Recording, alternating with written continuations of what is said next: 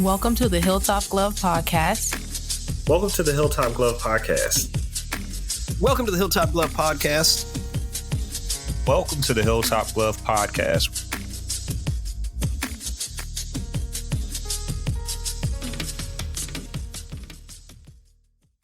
The Hilltop Glove Podcast. Welcome to the Hilltop Glove Podcast, where we bring you interviews with inspiring individuals making a positive difference in their communities.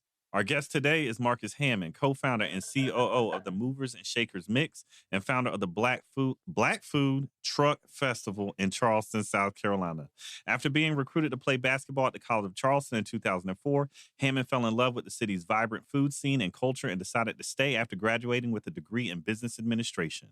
Hammond's passion for community engagement and showcasing the contribution of Black culture and food led him to create the Black Food Truck Festival, a semi-annual event that highlights local Black-owned businesses and offers a variety of cuisines, live music, and family-friendly activities. The festival has been a huge success and has inspired Hammond to expand to other cities with prominent Black food scenes. Join us as we discuss Hammond's journey and the impact of the Black Food Truck Festival on the community. Thank you for joining us today. Hey, how you doing? I'm good, man. How you doing? Man, I'm excellent, y'all. This is my brother right here for another mother. Just so y'all know, man, I can't even lie. This is my partner right here, y'all. Yes, DJ and what? Man, y'all better know. That's we my did dog. business for years in Charleston. Yep. Working that bar scene, making life happen, making people have a good time, man. Yes. I like hearing people talk about it on Facebook. It'd be funny to hear people talk about it. They enjoyed it, and They we made sure they talk about that still to this day. Because you know you To think this about day. it, they were college students and we were like Yeah, just graduating, and so they were happy to have somewhere to go. That's really what it was. It was about providing a safe alternative to some of these ratchet places that they could go to, Yep. even though we would be in some of them ratchet places at times. All the time. We- The first and listen, listen. This is really my brother. This is 2000. First time I did an event was 2010. Mm-hmm. In college, I went to I think it was a probate. Yeah. And I saw a brother just had the crowd rocking, DJing. I said, man, if I ever throw a party, that's who I'm rocking with. And so, man, I had the idea to throw an event, and I went and found him. I was like, yo, onward, we rocking. I was like, I ain't got no money, but like, as soon as I get some money, man, like, I'll give it to you. Make it Like, work. we just gonna go in here, we gonna make it work. It was just us two. You know, I put out a lot of flyers. That time, you could write on everybody's Facebook wall. Yeah, no you know, problem. like, holler at everybody, man. So I always appreciate you for that, brother. Thank you. Solid, man. Not a problem. Solid. Because I tell most folks, I don't do business with a lot of people because you can't trust everybody that you do business with. But I always knew you were solid. Never an issue. I would always even ask Skip tell y'all call and be like, yo, does this make sense? We do this? Does this make right? You say, yeah, that's Had no correct. idea. We had no idea what we were doing. Yep. I remember like the first time we had to have security. Yep. And we actually were lucky enough. Shouts out to Big Josh. Yep.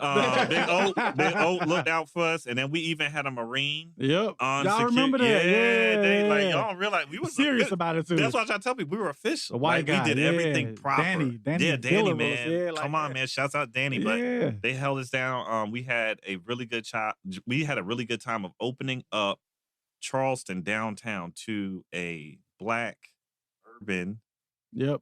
lifestyle, like nightlife. It hadn't existed before. It was actually kind of strange when we Yep. first started doing it. I remember, and this is side stuff, we're going to jump into this, but we started seeing a lot of the DJs and folks from North Charleston, et cetera, coming downtown. And it used to blow my mind. I was like, what y'all doing? And you know what was so crazy about it is because, you know, you and I we lived on the east side. Yeah. And so we would put in work and finding these venues. And I think what the thing was they didn't know that like it was accessible.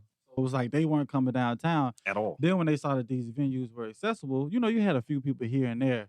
They started saying, oh, I can do business at Tasty Thai or Yep. O'Malley's or King Street Grill. King Street Grill or the Hippodrome. Yep, So that Hippodrome, brought yep. a whole different dynamic. Yeah, Yeah, it was. Nah, it was, seriously, it he's was, not lying. We were at the Hippodrome. the Yeah, Hippodrome. I remember this era. Yeah. I know you. I ain't going that often, but I remember that it was. And you know, the thing was, for people that are not familiar with like how this DJ thing works, in most bars, the key is to rotate people on and off the dance floor. Yep. Yes. So in South Carolina, that means what they call the Baja. Yep. Mhm. Mhm. So you start playing, you know, whatever's hot at the time, Yep. and everybody gets really hype on it, and all of a sudden, Pour Some Sugar on Me or The Devil Come Down to Georgia come on, Yep. and half the dance floor leaves Yep. and goes to get a drink. Yep. That's Yep. intentional. but you were consistently running it, smashing. Yep. and people Yep. knew that, and they were like, "Yo, you got to go to this thing." That sound like Purple Tree. That whole Yep. what you described, like, and it was every bar downtown. Yep. I think everybody's kind of like a little bit more modernized now. Yeah, which is good. It is, Columbia still- absolutely. So Columbia still does kind of rock Yeah. in a good way. They opening up a little bit, Mhm. you know, downtown, but you know, we're trying to head towards ownership. But we ain't gonna dive too much. Yeah, we just had to stop that. So we had to give y'all that just so when we can get into that a little bit later. but just so when we're talking, y'all understand. Okay, why does it sound like they know each other? That's why. Yeah. So just to start off, we always start off our episodes with a little background history of each guest, so that way the audience can get to know who you are, what you do, et cetera, where you come from. Because specifically for this episode, it's important that they know where you came from. If you could just tell them about your childhood and what it was like growing up in Tennessee. I grew up in Memphis, so people in Memphis will tell you I didn't grow up in Tennessee. Look, that's a different place. I grew up in Memphis, and Memphis is different from the rest of Tennessee. It's Memphis, it's David Ruffin, and the Temptation is Memphis, and then it's the rest of Tennessee. So real talk. I grew up in Memphis, man. My mom, dad, sister, traditional household. Man, we had a good time, big on family. I always tell people my mom is one of 10 and my dad is one of 6. So it's a lot of family. Real big family, real tight-knit family. That's how I grew up. I grew up in a black neighborhood. High school was 99% black. It wasn't lost on me to see black excellence in Memphis, with a black mayor. You know, I had a black dentist. And so, you know, that was normal to me. I remember when you Memphis told me like that, I was like, yo, you crazy. Yeah, that was normal. So when I came here, it was a little bit different. It was definitely a culture shock. But I grew up in Memphis, man. I love it. Memphis that's always gonna be home. Charleston is home, but Memphis is also home. Always. Excellent. And can you tell people what it was like, specifically for you, because you're a ball player and you were playing ball there, and then coming here, what the culture was like being a black ball player, athlete, coming from Memphis to Charleston, your experience, that changed? Because we used to discuss this a lot with a lot of the folks who were coming in, because you would look out for the young folk coming into the College of Charleston, specifically the basketball players, to make sure they had a good understanding of where they were coming to in the city. That right. So for me, so I did what they did a prep year. They call it a post-grad year up in New Hampshire at a prep school called Brewster Academy, Wolfboro, New Hampshire. So when I made that transition from being in Memphis to going to a predominantly white prep school, white, Asian, it was only like 15 or 20 black kids out of 500 students. For me, I knew that was temporary. It was only going to be a year. So then coming to the College of Charleston to play basketball, knowing I was going to be there for the next 4 or 5 years, that was a big culture shock. I always said that I'm going back to Memphis as soon as I graduate. And it's ironic because 20 years later, I'm still here. You know what I'm saying? So, you know, the best thing that happened, especially for the students at the time, especially basketball players, you had to go to Spectra. I don't know if you remember Spectra. Thank you. Yeah, Spectra. Yes. And what Spectra is it's a way for minority students to all know each other before they step foot on campus. So you have group cohesion, community. Right. So you have a community. So, you know, you take a summer class, you take 2 classes, and they have you do a bunch of stuff to learn the campus, learn a bunch of other students and where they come from. And then that way, when school starts in the fall, you're already kind of acclimated. You already kind of got a tribe. Boom. And we hated it at the time because, you know, other friends the summer before their freshman year, they doing whatever they want to do. Chilling. And we have all these rules and this, that, and the third. But not only did it help me from a community standpoint as a student, but as an athlete, we got a chance to really get to know a lot of the black kids on campus that we would have never met. True. In that regard, it was easy to kind of come in and already, you know, have somewhat of a tribe. But then when you get to class, as you know, going to College of Charleston, it's just different. It's a real culture shock going to a PWI. But after a couple of years, man, I had a real good time being an athlete, getting to know a lot of people, kind of settling in and like learning about Charleston, because for so long you stay on the peninsula, you don't leave, you know, really getting out in the city and going to different games and like really learning a community. I'm so happy I came here. Man, that's good to hear too, because when I first got here, one of the things that I understood was that you have to know the locals. And I remember Kevin explained that to me. He was like, yeah, there's locals and then there's other people. I said, what's that mean? What do you mean the locals and the other people? He said, when you're on that campus and you're downtown, the campus is not what the rest of the city is like. And I remember having to learn that through Spectrum because you know how they give you those boundaries. Yeah. So places to go where you can't go. Look, they used to scare us. I'm not gonna lie. They did. were You can't go over here. Yeah, man. Yeah. They were there trying to scare us, saying we were gonna get raped and everything, Yeah. men and women included. I said, what are y'all talking about? These regular people live here, like Yeah. Raping everybody. yeah. So when I came here, I had to understand. Okay, I need to get and understand who the people are here that are living here. Because the funny thing is, and as well, you already know, I have family from Charleston. I have folks in Charleston that are my family members. I have family members in Georgetown, South Carolina.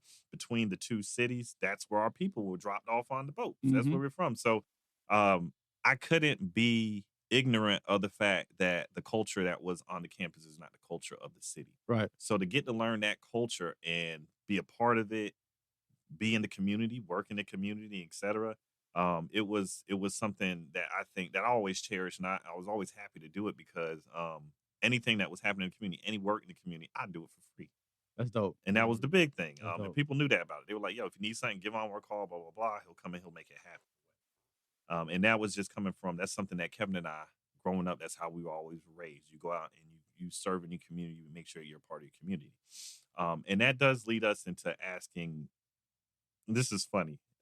So I love how Tamara raises this question. So you seem to have a niche for bringing people together. Right. Would you consider yourself an event planner or just a facilitator or organizer? Man, that's a good question. Right? Funny, like, you know, I can create events for myself, but I think an event planner, they pretty much do it all. They curate everything. I think I have a goal and I see where something is missing, Mm-hmm. and then I go and try to fulfill that void. So for me, I couldn't even really answer that question, to be honest. Like maybe an event planner. Mm-hmm. I guess that's what people would call it when you put To box the it. level of to kind of box it in. But I love events, man. I love seeing people have a good time. Mm-hmm. So I don't know, man. Maybe a facilitator, maybe a get it doneer. Like I couldn't even really box myself in like that. I know that I'll be doing events probably for the rest of my life. Yeah, you can't get out of it now. I can't It's get too out late. of it. No. You branded as it now, I'm in bro. it. I'm in Yeah. it. You know, it's something that when I look back on my history, it's something that my family has always done. And I always didn't know that part. Yeah. And not in a monetized way. Mm-hmm. So you ever seen Soul Food? Y'all seen Soul Yeah. Food? Big Mama House. She cooked every Sunday. Well, my mama was that person. She cooked every single Sunday. So, you know, there was no less than 8 to 10 people at my house on a Sunday. Makes sense. Yeah, every summer, like to this day, you know, the summer holidays, your Memorial Day, Labor Day, 4th of July. Oh, that makes sense. My now. dad barbecues and he cooks, and we have people over. Anybody can come over, get a plate. Yep. You know, all the kids are over, all the families over. Yep. Like it's been like that since I was a kid. Mm-hmm. And so when I think about how I got into this and pretty much serving and hosting, because they weren't doing it for money or asking people to bring food, but you knew every summer, every year, if it's Labor Day, if it's especially 4th of July, my pops is gonna throw something on the grill. Everybody's gonna come over to the house, even to this day. So yeah, I kind of grew up with that in mind. And now that hospitality is booming the way it is in Charleston, it's like, why not monetize it and do it not only for the love, but get paid to do it as well. Yes. Yeah. And it makes a lot of sense. I'm not even gonna lie. I remember when we first started working and you were doing events and etc. The one thing I always would notice is like, yo, Marcus is like, yo, man, just come over to the house. Yeah. I'm like, what? He's like, yeah, man, just come over to the house. Come chill. I got my house, such, come over, whatever. We got some food on the thing, so just kick back. I said, what? Just I set the said, space. I said, what? Because I'm not used to hearing other people say that outside of my brother. Like, there ain't nobody else doing that. And I said, he's used to doing this. And I remember when you explained to me your family and your mother and stuff, I said, oh, this is normal for him. Yeah, it's community, man. That's Community community, man. The way you Mhm. build, people eat and drink together. That's Yep. like one of the most intimate things you can do as community. Like Eat and drink. eat together. You know what I'm Mhm. saying? Like let's break bread together. Let's talk. Let's have a good time. And that's how you build. So my doors are usually always open, trying to throw something on the grill. My family's gonna always Not a cook. lie. I'ma always do events. I Mhm. love to see people get together and have a great time, man. You are not lying about that. I can tell you from firsthand experience. This is something that I thought was so cool because I'll tell them this too. This is hilarious. But you know how you have you could say you have factions and etc. normally at schools and etc. And so certain people don't talk to certain people, whatever it may be. The cool thing about being in Charleston and being at the College of Charleston was that the Black community was so small. You ain't got no choice. You don't have no choice. You ain't got no choice. You post up on the block. Say it. Everybody know. Yeah, you gotta get taught. It doesn't even matter. Like you could be the quote unquote the outside person, right? Yep. When you walk by that, we're gonna grab you, pull you over there. You know, sit and talk to everybody. We're gonna know who you are, know your name, just in case you need something. We're gonna post up on Calhoun and St. Philip, and we're gonna sit there.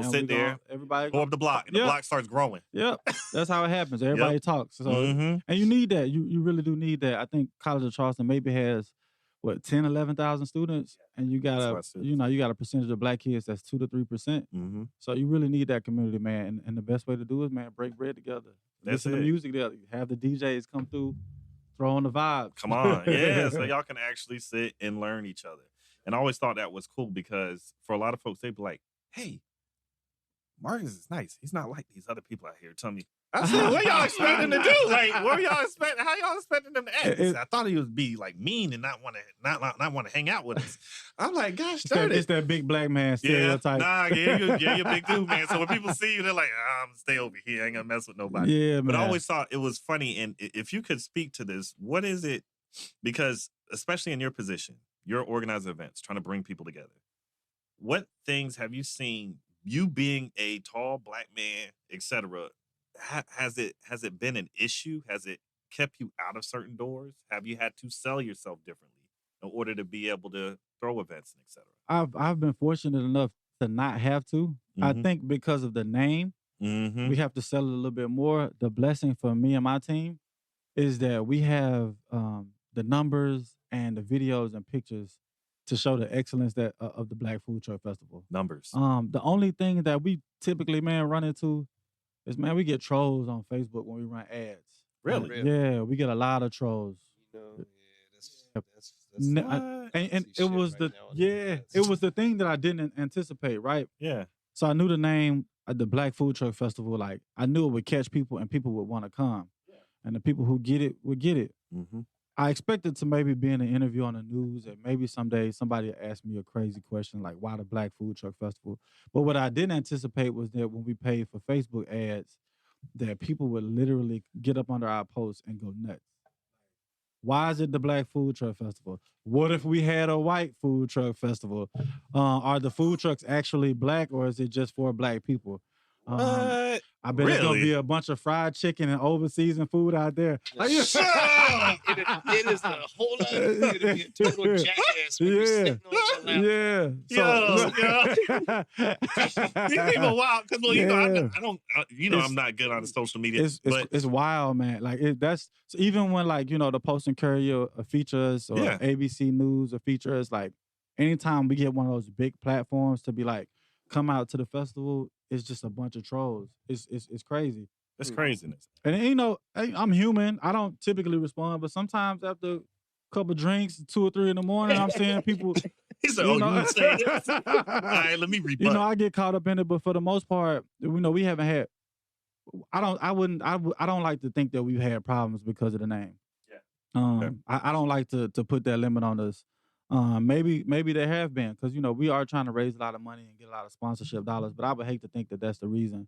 Mostly our feedback has been from the community, mostly pretty positive. Yeah, it's been very positive. You get the trolls, you get people upset about this, that, or the third, but our goal is to please everybody, but we can't.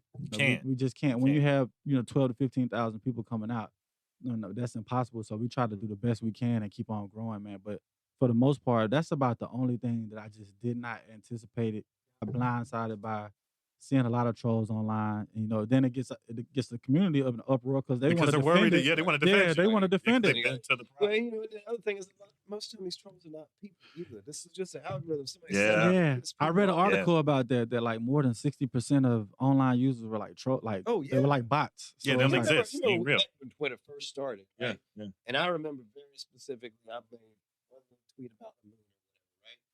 And then Obi-Wan Kenobi replies back, "That's not a moon, it's a space station." I was like, "Oh my God." And then I find out that it's a bot. It's a bot. And it's just anytime somebody tweeted about a moon, it was just responding. Man, it's crazy. And that has now been amplified 1,000. It's people got political. That's really it gets you, man. Sometimes I don't know how celebrities do it, because sometimes I'll read them And, like the first couple of days, I might not say anything, but then you see 400 or 500 comments, and you're like, let me go read what they're saying. Right. And they are saying some crazy stuff. And it's like the most common stuff. Like, what if we had a white food truck festival? It's annoying. It's annoying. Okay, so here's the thing. Annoying. If you are eating food in the state of South Carolina that is the state food, things that we love to eat, guess what? That is black food. Yeah. Easy.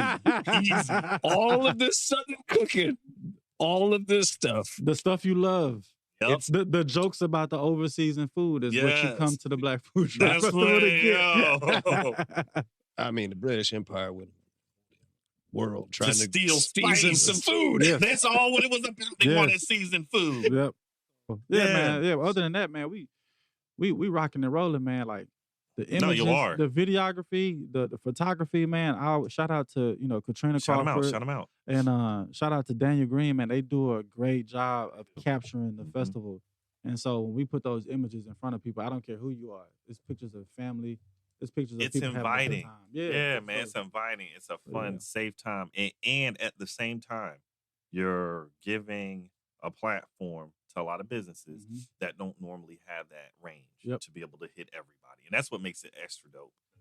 My wife, she's a big foodie. And so she's been checking out y'all stuff all the time. She keep beating me over the head.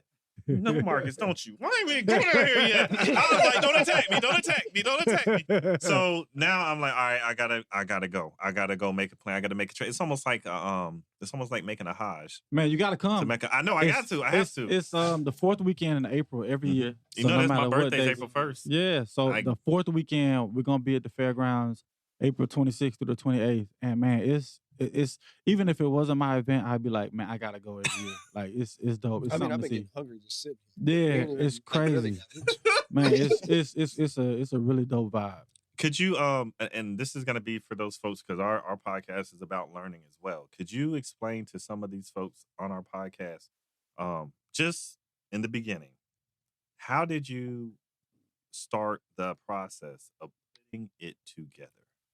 So I spoke about this recently at a Petra Kucha presentation probably a month or so ago. For me, I had the idea in 2018. I guess you can kind of say it was a blessing in disguise. I lost my mom in 2020 to breast cancer. She left me some insurance money. And so then a year later, I was working at a bank as a banker. I was a relationship manager. And I got laid off and they gave me a severance check.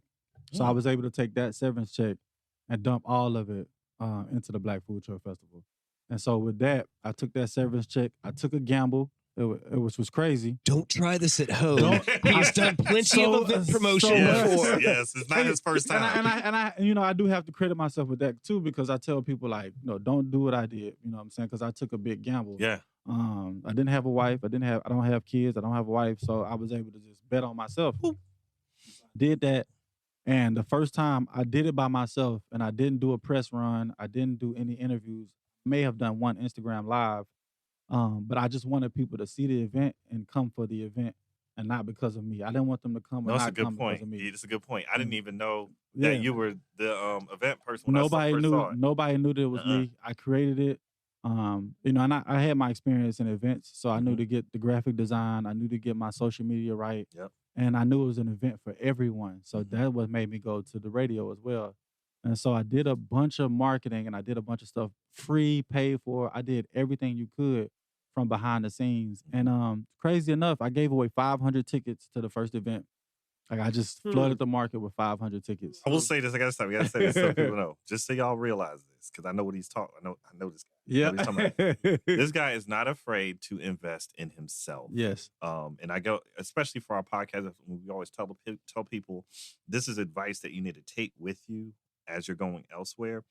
You have to invest in yourself, man. And people have to see it first. I can't jump out there and charge people for a product they don't know about. Exactly. If you've got all your food trucks there and 100 people show up and they don't make money, then it doesn't happen again. Right. 500 people show up and everybody's like, holy crap. Yeah. So what I did was, and I do this every event that I have, we're going to have a guest list and we're going to have people at the event. So no matter what, if nobody buys a ticket, there's gonna be some people at the event to have a good time. Nah, he ain't never. Look, seriously, Like we're not. never And have I've used that recipe ever since I worked with Onward, my first event. Yep. We are going to have a guest list of people that can come in because you want people inside your event. Right. You don't want them outside. Nope. And so what I did was I gave everybody a glimpse of the product. You know, I created it, put the concept together. It was the end of COVID, so everybody wanted to come out. They're ready to go outside. Yeah. It's perfect timing. Perfect timing. I had a good venue that we worked with over in Mount Pleasant. Shout out to the soccer stadium. Really? Patriots Point. Yeah, Charleston Battery. They were real good to us, man. We had 8 food trucks. I wanted to oversell the event. And so what I did was I had probably 8 food trucks. I knew that 500 people could very much come to a food truck for free. And if nobody else bought a ticket, and we'd be able to help them make money. And then I got some of the local bands to do their thing. And man, that first one, it just took off from there. You know, people saw the product. They saw how organized it was ran. And this is a foodie town. This is a foodie town. This is what people want. You come to Charleston to eat. and you talk about filling voids. You know, you go to us. Say us. We're making it's the a food. lot of festivals in Charleston where you go, and there's not a lot of black people. Nah. You know what I mean? Like, but they're in the kitchens. And I don't think a lot of time white people understand the sacrifice and the kind of resilience it takes to be on an everyday basis to go places and you don't see anybody that looks like you. Right. And so instead of complaining about that, I said, you know what, man, we're just going to make it happen and we're going to create it. And whatever happens, we're going to build from it.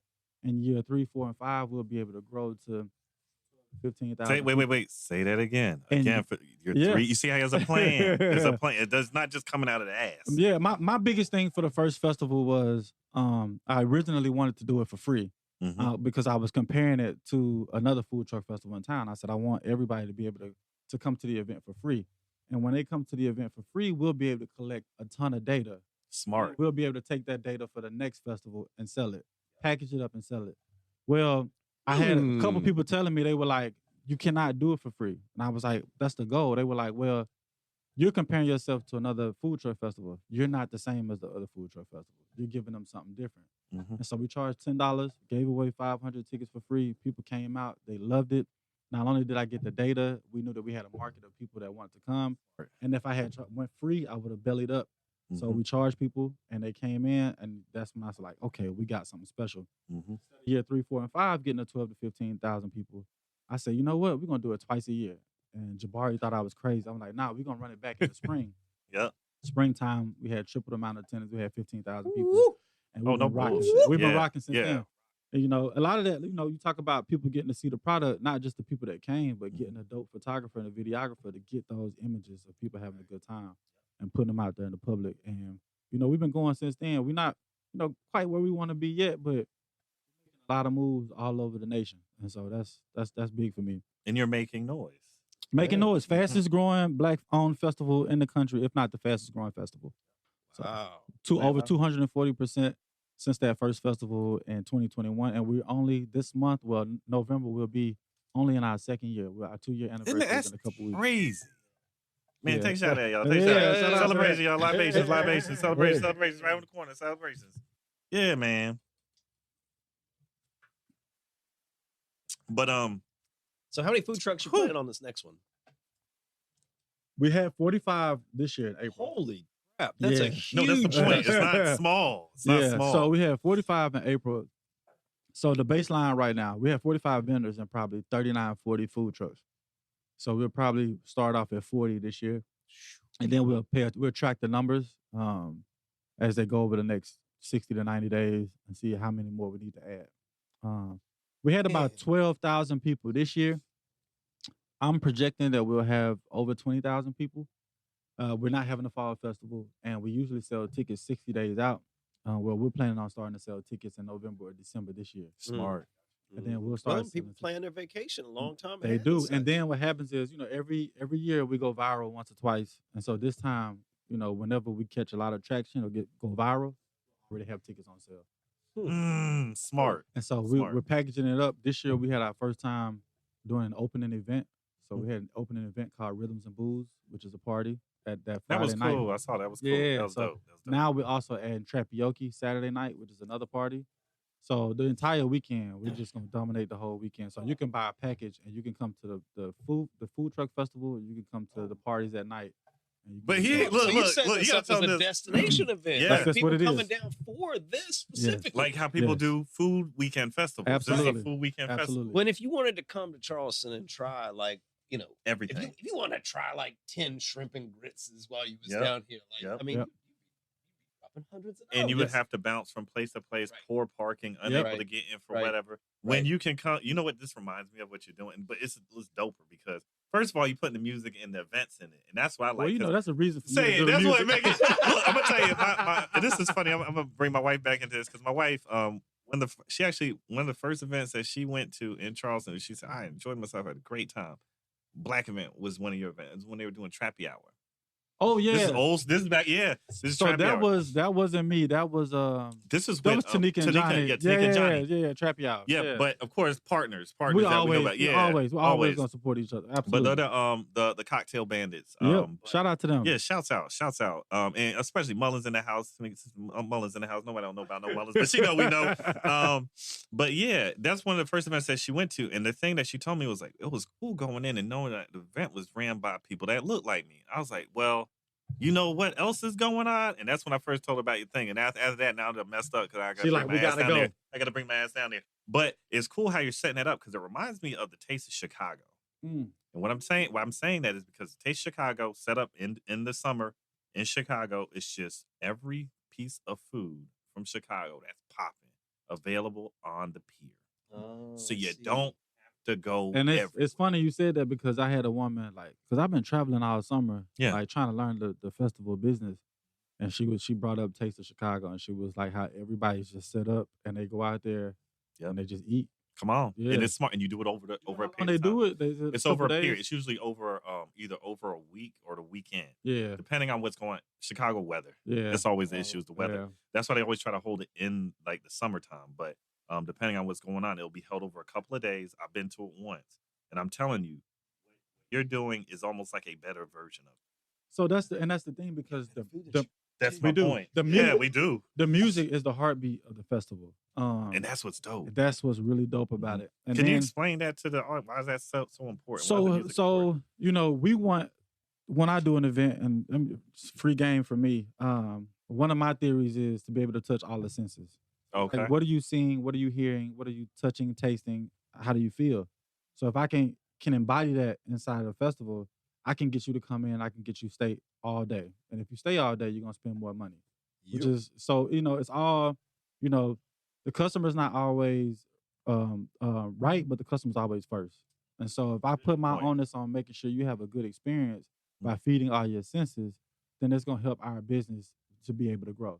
And one of the biggest things that everybody loves, of course, Black people love it, but everybody wants to hear good music, good food. And so when you're there, if you don't want to eat, we got live music all day, live bands all day long, cover bands all day long. The fairgrounds has more than one stage, so we're thinking about making it a music festival, and we want to grow. We always want to, really invest in local talent. What we found is a lot of artists don't even have YouTube videos and stuff that we can go and find them. So we invest in our videographer being able to record these performances and put them on give YouTube them content. and give them content. So now you can go and watch all of the performances ever from the Black Food Truck Festival on YouTube. So now I go and Google them, and the only video of them performing is the Black Food Truck Festival. And not only that, so not only are we investing in that and investing in the artists as a part of our marketing too, because if you're a DJ Anwar and you don't really care about, all you care about is the art, you're just going to send them a video from the Black Food Truck Festival. When that person sees that, they're going to say, what is the Black Food Truck Festival? And it's just like a funnel that we try to really keep people in. So we really want that music to be popping. We have a bar. Y'all don't have horrible acts. They're great acts. All great acts. And so we're looking at expanding on that. We got a mobile bowling alley. We have 3 bars. Looking at trying to add a skating rink. That's a little mobile skating rink.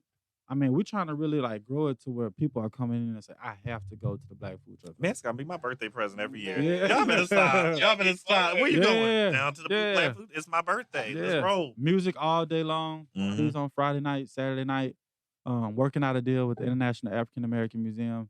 Working out a deal with, I've been talking to Crabbing with Tia, and these are different things that have for people to do outside if they don't want to go to the festival both days. Mm-hmm. They can go do an event like Crabbing with Tia. They can go on a tour. They can go to the Activities. International African American Museum. Mhm. They can experience Black culture in Charleston, South Carolina. Because when you see Travel and Leisure and Condé Nast, you know, we've been number one in the country past 10, 11 years. Yeah. But, you know, we have to also show them that there's also a different side. Everything, we love Charleston. The food is great. Yep. We love downtown. Yep. But there's a different side. There's a vibe to it that Charleston you're not even seeing. is not just North Broad. No, It's not. It's not. It's not just Market Street. It's not just King Street. Like, it's so much more to Charleston. And that's why I love the community. They've really been out and supported. And that's what I keep in mind when I see the trolls online or people complaining. Like, that's just that's a small percentage of it. Most people have a really, really good time. And that's why I always love dialogue when it comes back to the beginning. But that's the importance of, in Charleston, like I had to learn, being one with the locals. Yes. Like, you cannot keep yourself away from your local community and what that community has to offer. Even in a place like Charleston, which is a big transplant and travel town, you got to realize that you have a community that you have to develop. And I think that's one of the dopest things, Marcus, about what you've been doing, is that you implanted yourself in the community and you serve the community. You didn't just extract and take away from the community. And I honor you on that, bro. I appreciate that, man. That's big. You know, like, you know, we always have to think about, I don't want just a bunch of food trucks, have 100 food trucks come out to the festival and not make any money. Like, we also invest in businesses around the area. We also have a nonprofit where we're trying to figure out how to invest in the children and kids and the community to really tap in to this multi-billion-dollar hospitality industry. Like, it's a multi-billion-dollar industry. It's not a subservient position. It takes a lot of humility. It takes a lot of skill to be able to serve others. It does. It does. Food and bev is not just an afterthought. Like, it's what drives the economy in Charleston. Why not be a part of it? And I had, go ahead. Hosting that experience. Yeah. Like, you know, people are coming here because they want that feeling. Yeah, and people coming out and smiling and having a good time. Like, yeah, that's what you're there for. Dancing, vibing, you know what I'm saying? Like, seeing people they haven't seen in years. That's another thing. That's what's cool too about it, is because it is a nexus for a lot of individuals that know each other, and you get them in one location at the same time. Like, wow, I haven't seen you in a while. Man. What you doing here? I'm back, blah, blah, blah. And everybody gets to keep building and bringing that community back. Absolutely, brother. I have a question for you. This is a great question.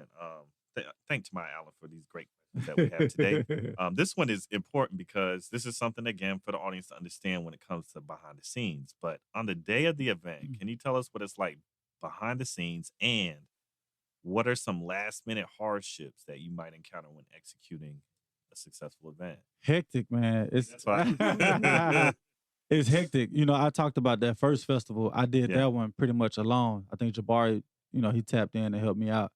My family came down and tapped in. But after that event, I was really like, you know what? I need a team. Like, delegation. You know what I'm saying? Like, a team. So I got a team, and now I'm still working on how to delegate to my team. Because, of course, everybody hears that founder of the festival. A lot of times I'm the face of it, so they want to talk to me. And that's cool and all, but a lot of things happen on the day of the festival.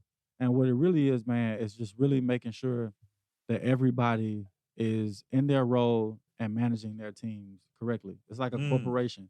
It's not just an event. If this person is over, like entertainment, we have an entertainment director who is LaFay. How is her system running? She has a flawless system to where the entertainment is taken care of. Nice. This year, we didn't have the best setup VIP. We didn't really like the decor that was set up.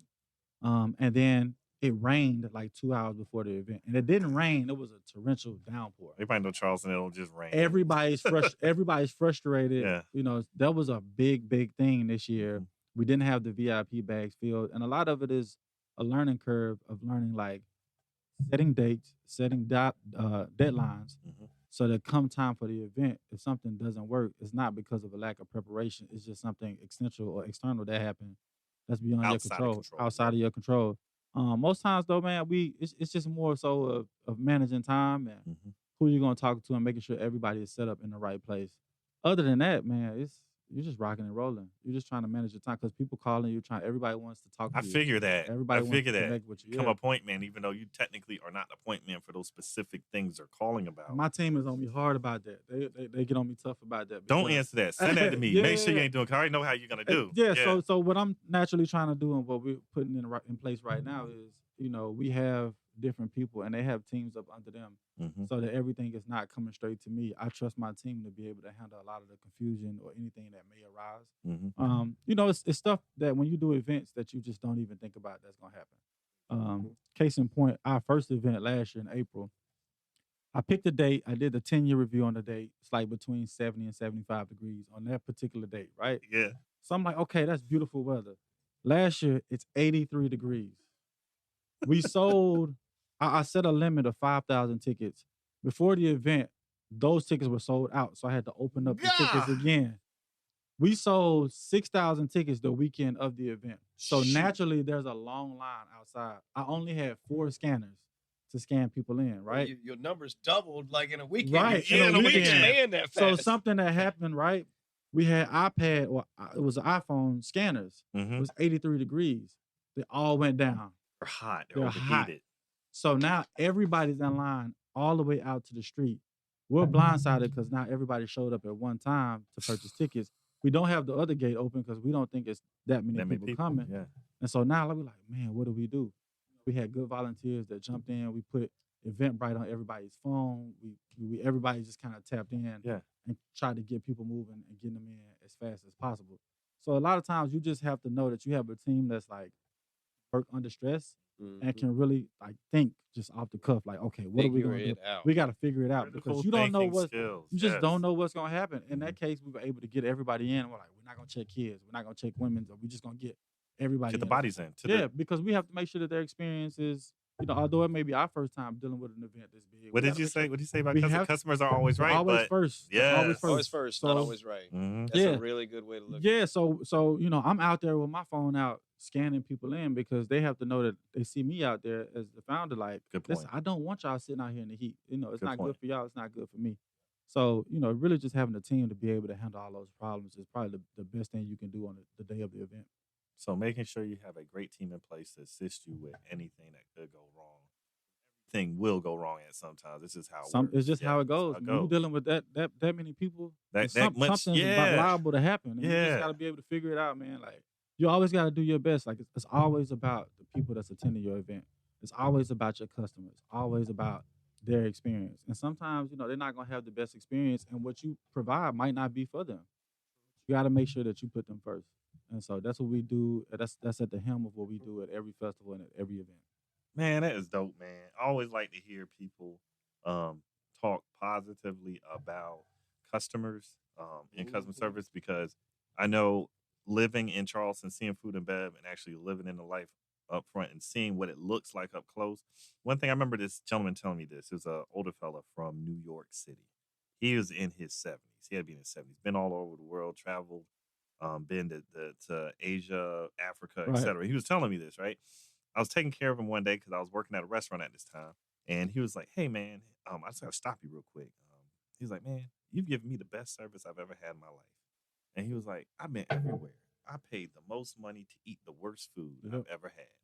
And one thing I always know is the service sucks. He was like, man, I came here. He said, food's good, great, no problem. But he said, man, your service is what I should have been paying for when I was paying for that $5,000 meal. Right. And I was like, when he said it, that's why when you keep saying it, I keep putting they are not always right, but they are first. And so a big Claude Anderson thing is for Black businesses, make sure your customer service is up to standard. Yes. And that's like a double-edged sword to me, right? Because we get such a bad stigma for bad customer service. Especially Jamaican restaurants. And to be honest, sometimes rightfully so. Yeah.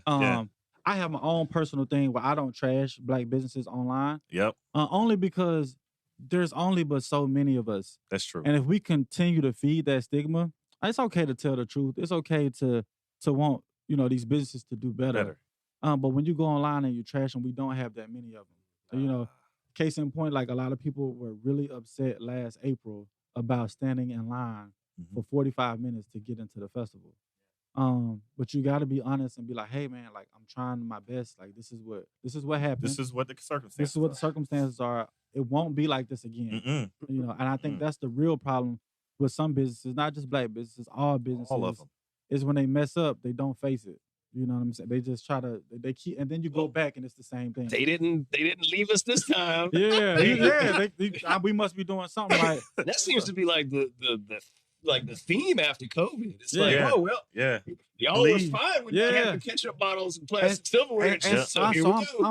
I'm big on that. Like black businesses, we do have to do better with our customer service. We do. But a lot of times, man, like, you know, if it's a white business or we can talk about Asian restaurants or any other restaurants that have bad customer service, we continue to go and to support those. Why? And not only if we talk about them, they have so many other ones. We just go to the next one. Yep. We don't have that many black businesses to be talking bad and talking down about all the time. And we also, on our end, as black business owners and entrepreneurs, we have to do better. So it goes hand in hand. I always like to say, you don't have to criticize them out front. Let them know when you're there. Yes. That's what I tell people. Don't leave without giving your concerns, because I work at an orthopedic office right now. I manage the office, right? And here's one of the interesting things I always tell patients when they come in my office and they have issues when I say, hey, did you tell the doctor? And they go, no, I didn't.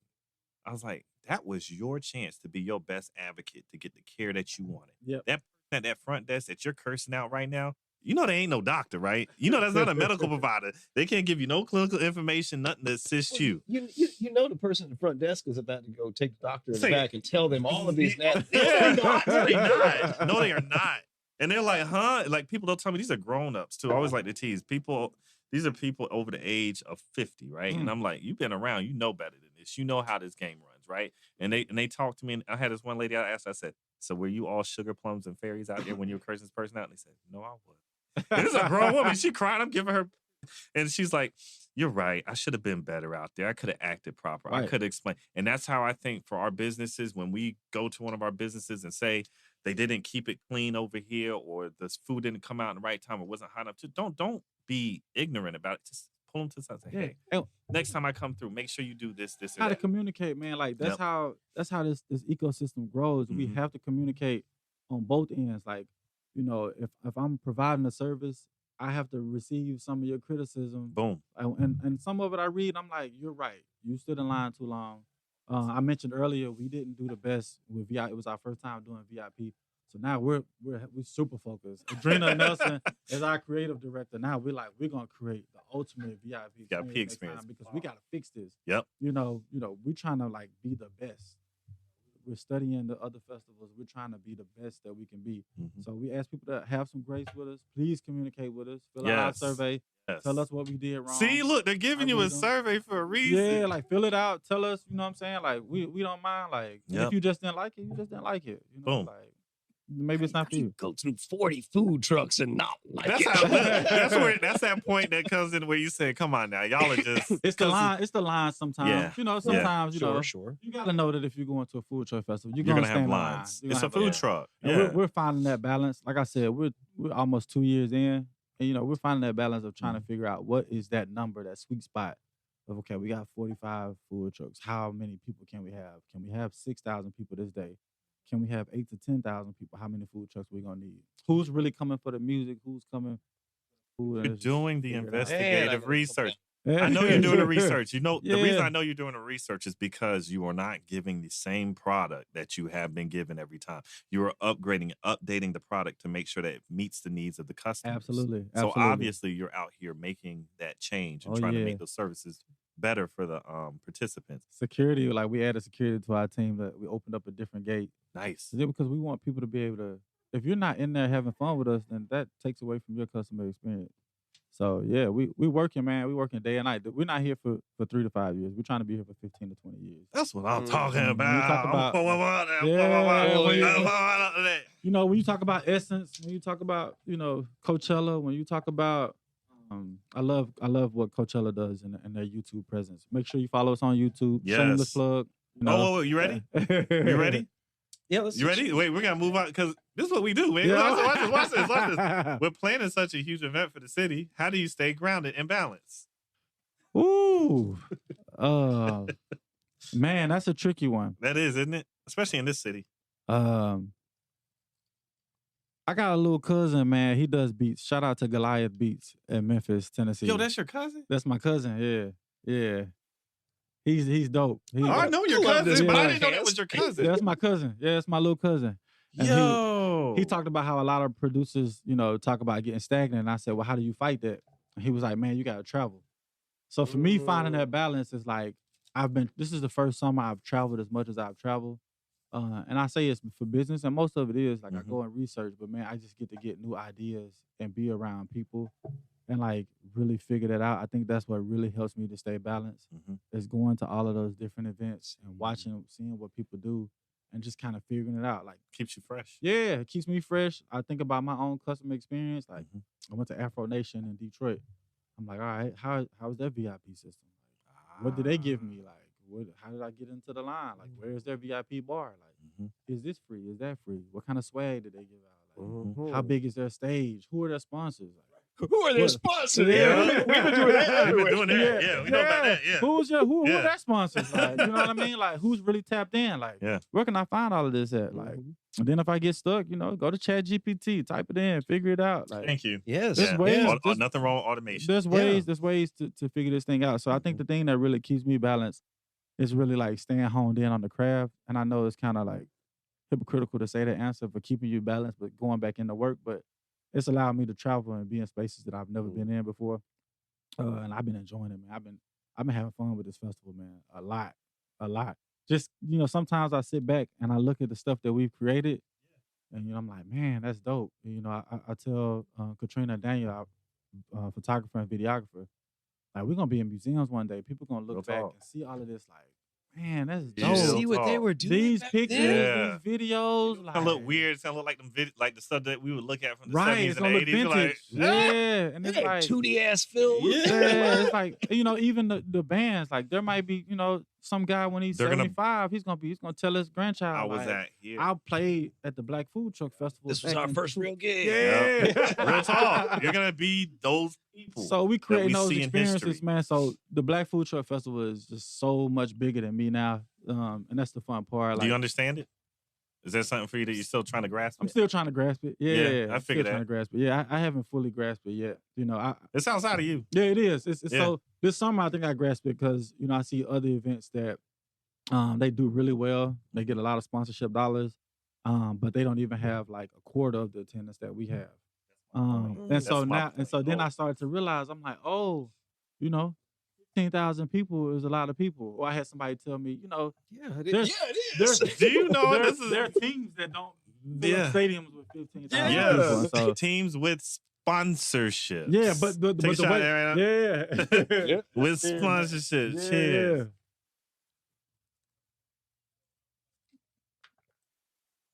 And this is year 3 coming up? Yeah, we'll be year 2. Year two. Yeah, that's the thing. We had the first one in November 2021. Yep. Oh, but you were doubling up. I was doing doubling up. So we've done 4 of them, which really helped. Yes. Yeah, that would Work make out sense. Really, really helped. Yeah, because we learned a lot of stuff during those 4 festivals. Mm-hmm. Really, really helped us. But attendance, man, the way my mind works, I heard about it was a fried chicken festival in New Orleans. Mm-hmm. They had 190,000 people over 2 days. Cook that much chicken. I mean, you got to take half a city to do that. That is a city. That's 190,000. what's the population? Charleston Peninsula is 100,000. It might be right. Yes, 100,000. Yeah. Okay, so the whole 120. Crazy. Going to one location. That's what I was told. I've been trying to verify that number, but even if it's half of that, that's wild. That's a lot of people. And I looked at the videos. That's a lot of people. And so then I kind of go back to mine. I'm like, all right, 25,000 is not that far fetched. Yeah. But the key is, how can we make the customer experience still dope with 25,000 people? I like that. Yeah. Because we want people to come and have a good time. So how can we make that experience dope? And that's what my team and myself, we keep on working on. Like, how can we make this the overall? I got in easy. Yep. The food truck I wanted to.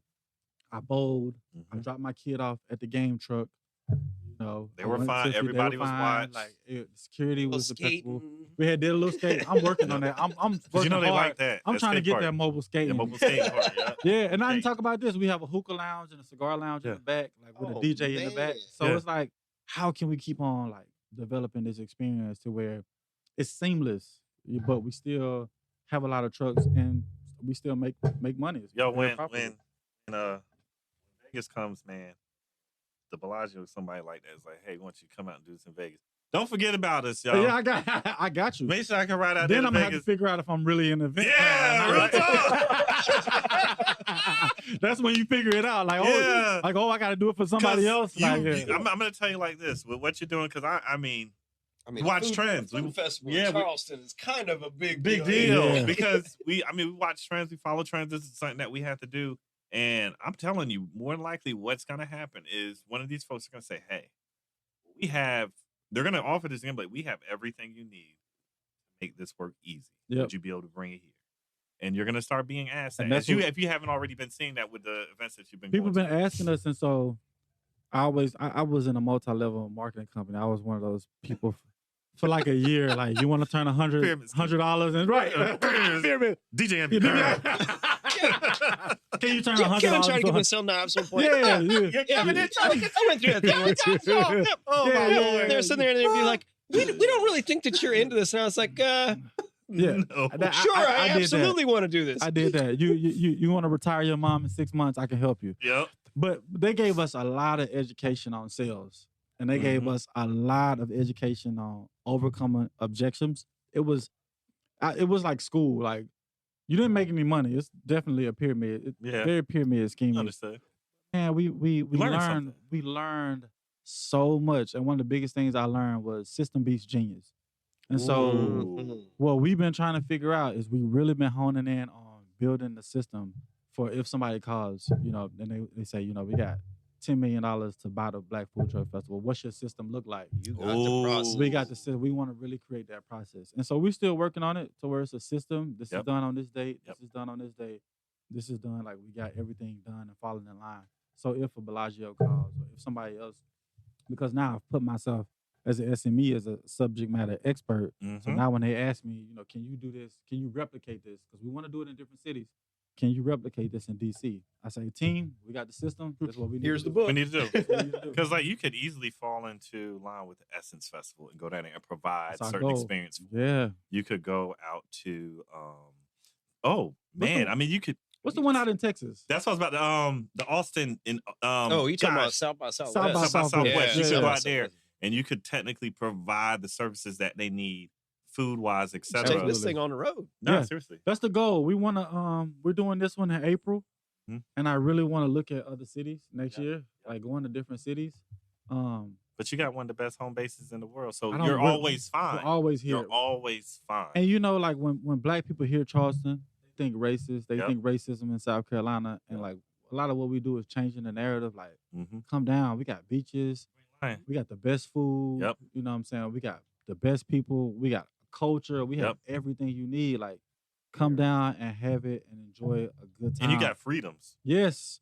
Like, always teach people, everything ain't perfect, but it's dope. Free. The weather is dope. Like, it's even when I heard South Carolina, when I left Memphis to come to College of Charleston, like, I had never been to Charleston. They told me the weather was good. They told me we were 15 minutes from the beach. They said College of Charleston, they got no football team, so y'all the only thing in town. They the only game in town. So we came through, man. Like, and so I've been rocking since, but we creating a system, man. Coachella is like, I bring them up because they're my muse. I love how we want to do the same thing from a culture aspect on the YouTube channel, like how they do their interviews, and how they have the music stage set up, and just how they celebrate like what they created. And we really want to like build that. So everything we've ever done at the Black Food Truck Festival is on YouTube. You can catch it. You can see the music. You can see the interviews. We had Head Crack come down last year, like, and host the festival. Really? That's from Dish Nation. Yeah, he hosted it last year. He should be back in April. So he hosted it. He even rapped, man. Shout out to Head Crack. Y'all sleep on this food truck festival if y'all want to. I might go ahead and just get my ticket. Head Crack. I paid for my. I don't need no free ticket. I got you. I got you. Media. Yeah, come through. I got you. Yeah. I'm gonna tell my wife to go ahead and put that in the date. Head Crack came down, man. Like, and man, I loved how he came down and just killed it, yo. Like, Head Crack was like, he was like, he was everything he said in his interviews. It was all us, and it was like we doing this, and like he was interviewing the vendors. He was interviewing attendees. Like, we love having people like see what we do from, a social media standpoint, like seeing our images and want to come out and rock with us. Dope. Dope. And now, the time we've all been waiting for. Uh-oh. You're going to start seeing me do these too, because if I don't, Skip, my brother K, he's going to whoop my ass. But shameless plug time. So we want to know, what current projects are you working on and what can we expect from you in the future? Also, make sure that you do all of your drops. All my drops. All your drops. We need all the drops. All right. Right now, man, Black Food Truck Festival, April 26th, 27th, and 28th. You can find us. Listen, we own the SEO. Type us in on Google, Black Food Truck Festival. You're going to find us. LinkedIn, Instagram, Facebook, you name it. YouTube. Make sure you subscribe to YouTube. We're almost at 500 followers. Mm-hmm. We're trying to get to 1,000 soon. We're really killing it on YouTube. Like, we have some amazing content. You cleaning up, you washing dishes, you're making your bed. You can play some of our live music. Also, man, we got coming up our next event, January 14th, Martin Luther King weekend. Go ahead. Battle of the Bands. Ooh. This year, if you were at Battle of the Bands in 2023, you already know it's going to be a phenomenal time. Repeat that date. It's January 14th, Martin Luther King weekend. So that's going to be a Sunday night. Okay. We're going to have 3 of the dopest bands in the region. They're going to all come out and set the stage on fire. We almost sold out in January. We had over 400 people at Battle of the Bands at the Music Forum downtown. This year, we're expecting an even bigger crowd. Also, man, make sure you sign up, subscribe to our email newsletter, blackfoodtruckfestival.com. Sign up to the newsletter. Check us out. Next week, November 1st, we're opening up vendor spots. So if you want to be a vendor at the Black Food Truck Festival, go to blackfoodtruckfestival.com. Sign up to the newsletter. We kick out a newsletter every week, at least once or twice a week. You'll be able to find us. We do most of our activity on YouTube and Facebook. And listen, man, it's up. We constantly bringing out events at least once a quarter to the city of Charleston, man, doing big things. You ain't lying. You ain't lying. Yeah. I'm going to tell y'all, man, straight up, because, of course, I know what he's talking about. I'm a co-sign. I'm going to tell you, man, he ain't bullshitting. Yeah. So if you want to have a good experience, if you want to go to a great event, if you want to see some good food, some good culture, you want to see good people, if you ever see something attached to Marcus Hammond's name, bring your ass. Appreciate Just bring your ass. And also, we are welcoming sponsors. Right? So if you want to be a sponsor of the Black Food Truck Festival, make sure you go to blackfoodtruckfestival.com or DM us. We got to get us up in there. Join the team. Listen, we're not asking for anything free because we provide a ton of value and we would love to partner with you and work with you. So if you want to be a sponsor of the Black Food Truck Festival, send us a message on Instagram, subscribe to our newsletter, reach out to us. You can always find us. blackfoodtruckfestival.com. Excellent. Man, you couldn't do better than that, man. Yeah. I'm going to tell you like this, man. From the Hilltop Glove Podcast, this is DJ and what? I'm Mike. This is Marcus Hammond, founder and CEO of the Black Food Truck Festival. See you guys in April. Thank you for joining us today on the Hilltop Glove Podcast. Until next time, make sure you tell somebody next to them that you love them, that you cherish them. Peace. Peace.